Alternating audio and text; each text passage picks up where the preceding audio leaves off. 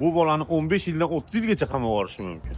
25 yoshlik ukrainalik Ivan Kuchuk degan bola oldin pikap trakda ishlagan, keyin esa shu 2 oy oldin pikap trakdan tushib, o'zini yengil mashinasida uje yuklarni u shtatdan bu shtatga olib yurishni boshlagan. Keyin mana shu kunlarda tarqalgan yangiliklarga qaraganda, shu kunlarda u bolani ushlashyapti.